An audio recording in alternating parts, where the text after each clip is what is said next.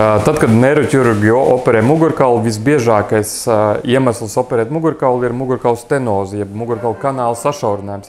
Šodien mums bija īpatnēja situācija, kur pacientei mugurkaula kanāla sašaurinājums bija radies nevis kā tradicionālā veidā, kā mugurkaula nolietošanās sekas, bet lūzuma rezultātā. Tātad šai pacientei bija salūzis skriemelis, skriemeļa fragmenti bija iespiedušies mugurkaula kanālā, nospieduši uz nerviem, un radījušas ļoti spēcīgas sāpes, kas izstaroja šai pacientei uz sānu un uz gurnu un cirksni tieši šī lūzuma rezultātā.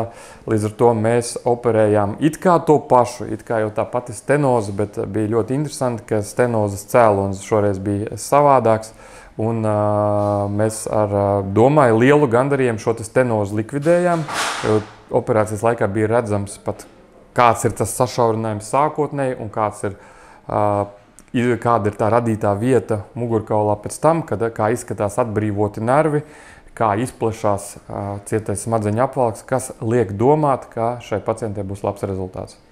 Un iemesls skriemeļa lūzumam bija šī slimība, ko sauc par osteoporozi, tātad slimība, kura padara kaulus trauslus. Ja? Tātad kauli it kā paši pa sevi neko, bet viņi ir ļoti trausli, mehāniski maz izturīgi. Līdz ar to salīdzinoši neliela trauma var radīt skriemeļa lūzumu, saplakšanu, un dažos gadījumos šie fragmenti iespiežas mugurkaula kanālā, tādā veidā viņu sašaurinot un kanālā esošos nervus nospiežot.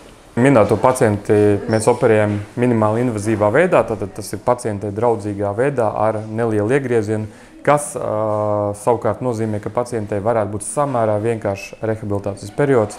Mēs plānojam viņu izrakstīt mājās rītdien, tas ir nākamā dienā pēc operācijas, kas gan nenozīmē, ka pacienti ir veseli. Pacienti nav rītdien vesela, bet operācija nav bijusi tik smaga, ka viņu nevarētu rīt palaist mājās, lai viņi turpinātu atvesļoties jau mājas apstākļos.